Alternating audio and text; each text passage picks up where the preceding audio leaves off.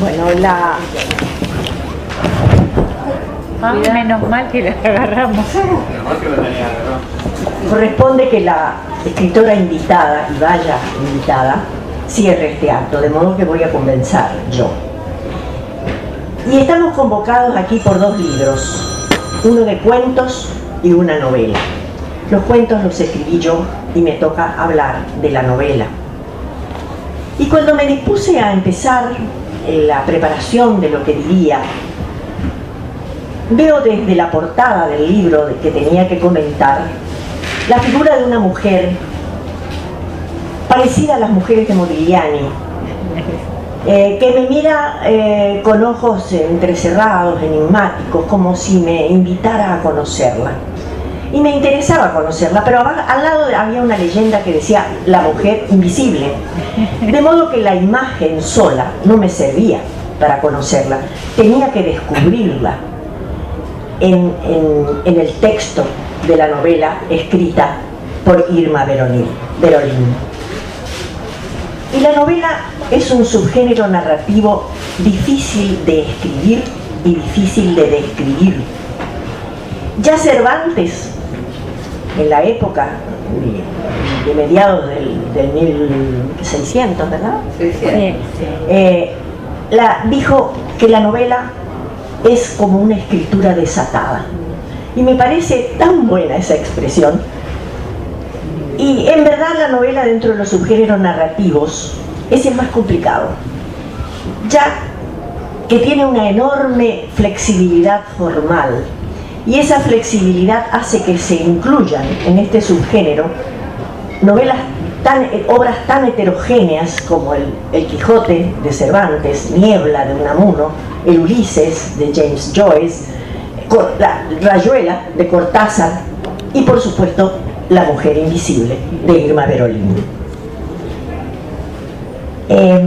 Y no sé si Irma comparte este criterio de lo complicado que es en general escribir una novela. Sí, a mí me cuesta menos escribir una novela que un cuento. Me cuestan mucho más los cuentos, por eso dije, qué bueno poder analizar un libro de cuentos. Como yo soy sagitariana y me expando, soy como un caballo desbocado, el tener tanto espacio me da como tranquilidad, ¿no? Pero cuando escribí la primera novela me costó. Todo género nuevo, hasta que uno lo va incorporando, cuesta. Así que bueno, depende de cómo son las estructuras mentales de cada uno, ¿viste? Yo tiendo a la extensión. Quizá por eso Camilo José Chela no se hizo tanta complicación.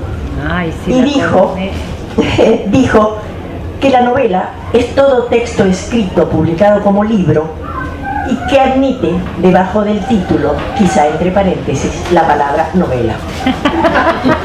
Está bueno eso. Es una descripción muy de él y muy ambigua, pero tal vez válida. Bueno, y ese subgénero ha cometido esta autora que nos visita, que es un género metamorfoseador, si es que existe la palabra, metamorfoseador de la poesía, de la dramaturgia, y que es transgresora y superadora de reglas, una de escritura desatada, como dijo Cervantes. Admite cualquier extensión, muchas estructuras, y en su inspiración temática puede estar lo épico, lo dramático, la comedia, lo erótico, lo histórico, o tal vez dos o más de estos aspectos. Pero una buena novela no radica solamente en un buen eje temático, en la obtención de datos, obtención y organización de datos necesarios para escribirla. No depende solamente de la destreza narrativa del autor ni del uso del lenguaje, si bien requiere todo esto. Pero para mí, la columna vertebral de una buena novela está en la intensidad.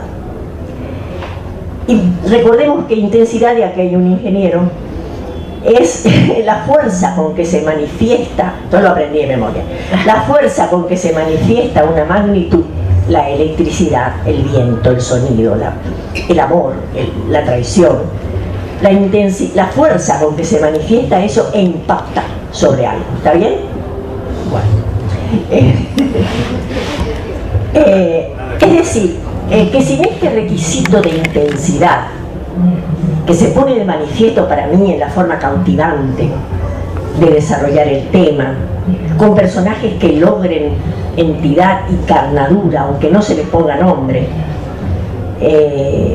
sin un conflicto que lleve al lector a cierta o a una alta tensión narrativa, la novela pierde su esencia. Y la novela tiene también mucho de cajón desastre, en cuanto que hay ahí retazos de hechos ciertos, vividos, ficticios. El asunto es encontrar aquello que nos sirve y unirlo armoniosamente. No es precisamente el detalle que mencionó Chela de que puedan escribir novela debajo del título del libro de Irma lo que hace que esto sea realmente una excelente novela. Y es un texto interesante porque viene de una personalidad interesante. Ay, qué buena eso, qué buena. Interesante e inteligente, capaz de crear seres diferentes a ella e imaginar claramente qué hacen, qué les ocurre, cómo hablan, cómo sienten. Y es capaz de mirar el universo de una ciudad medio despoblada en el tiempo del verano ardiente y sus vacaciones, y mirarla con ojos a veces un poco irónicos, e imaginar en este escenario un montón de vicisitudes ajenas. El título del primer capítulo, Verano, y los párrafos iniciales de ese primer capítulo hacen ya que el lector se sienta en una atmósfera de abatimiento propia de la gran ciudad en tiempo de vacaciones de verano. Dice: con la llegada del verano aquí en la ciudad viene el fin del mundo. Y yo siento que estoy apoyada en un punto minúsculo en el que mis pies apenas hacen equilibrio.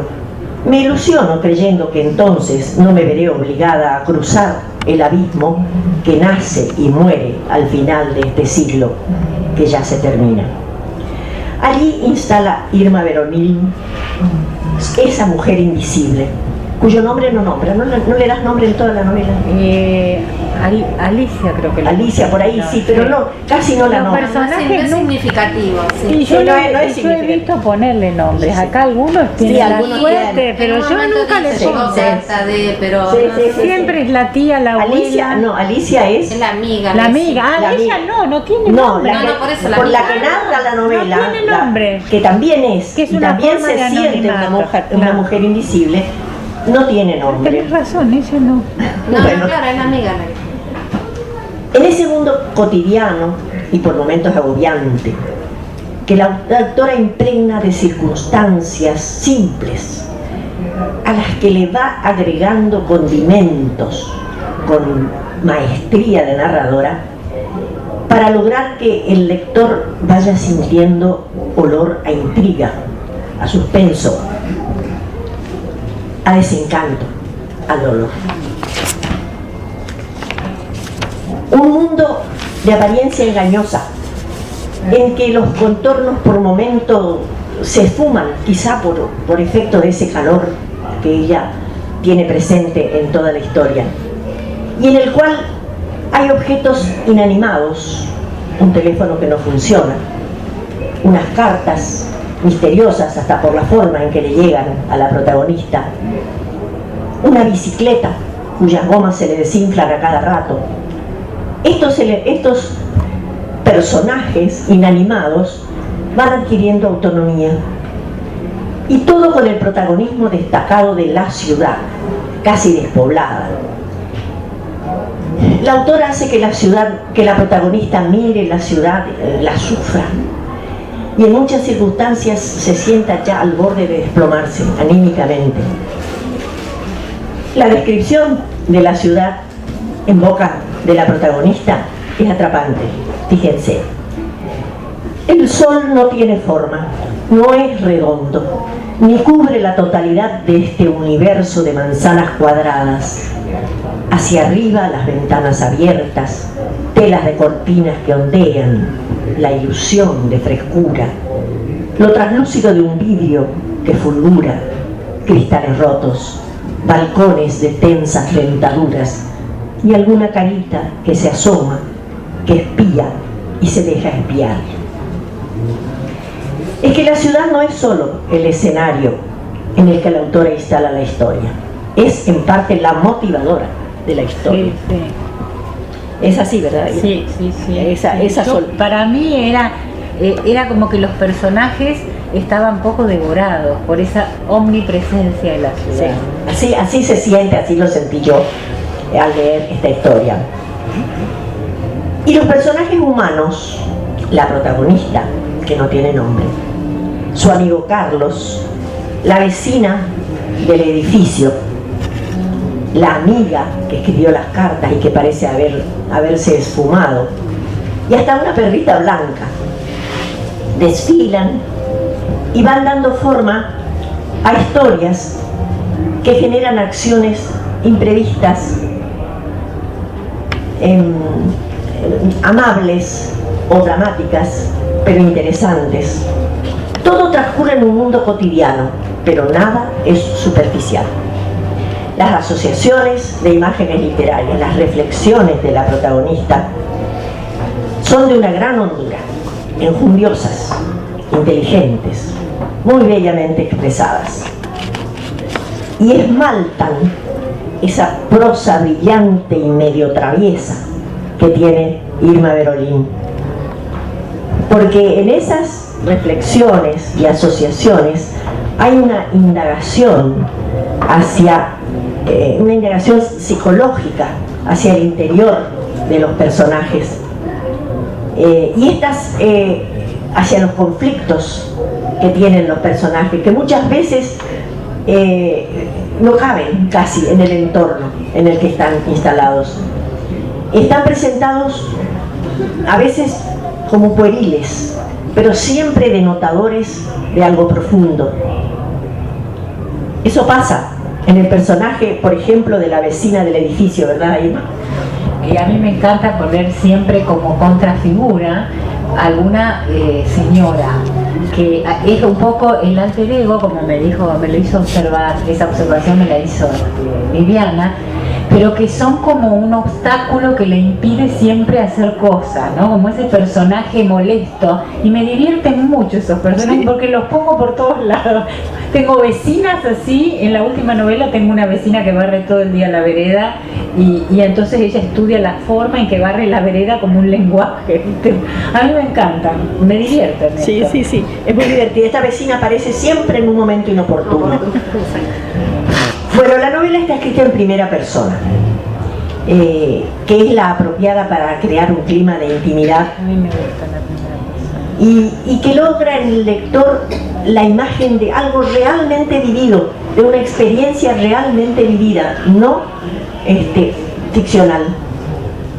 Y si bien esta forma, este uso de la primera persona pone casi siempre más la mirada en las pasiones y en los miedos, en los sentimientos, en el caso de La mujer invisible no descuida la representación de aspectos sociales, de sonidos, de descripciones.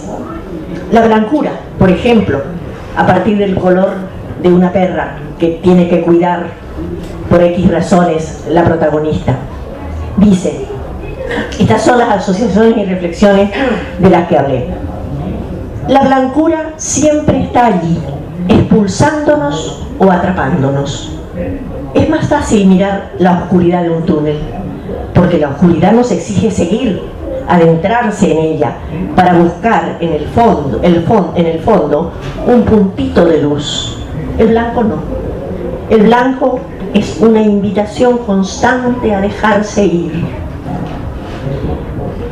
Bueno, con el uso de esta primera persona, la autora logra crear en gran medida una especie de complicidad con el lector, parecida a la que en la vida real ocurre cuando alguien le cuenta a un amigo sus vicisitudes, sus fracasos, su dolor, y el otro escucha. Por ejemplo, las vivencias de la protagonista en la sala de un hospital suburbano al que va para cuidar a su amigo Carlos logran realmente que uno sienta que esa mujer estuvo allí, debe haber tenido una experiencia, y se lo voy a preguntar, parecida, para reflejar así.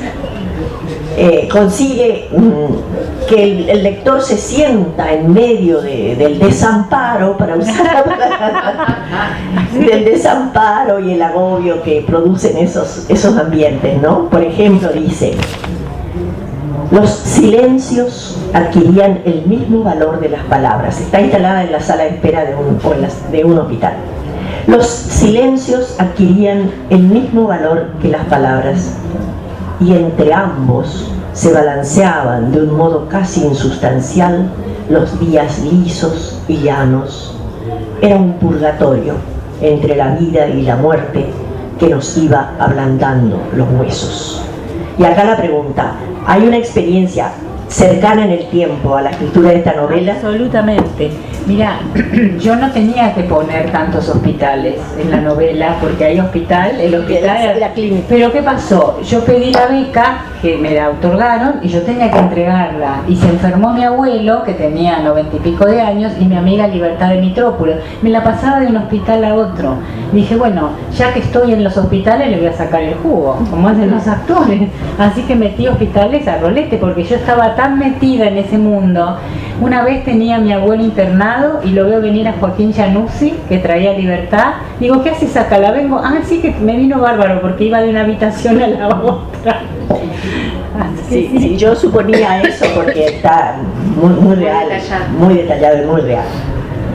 Y antes mencioné unas cartas extrañas, como dije, hasta por el modo enigmático en el que llegan a la protagonista, y que juegan un rol fundamental en la historia. Cuando uno lee el texto, que finalmente lee medio ya al final del libro, esas cartas... Que no adelantamos, porque si no se... No, claro. Ahí uno encuentra la clave de muchas cosas, pero aportan el toque de enigma que impulsa a seguir con la lectura.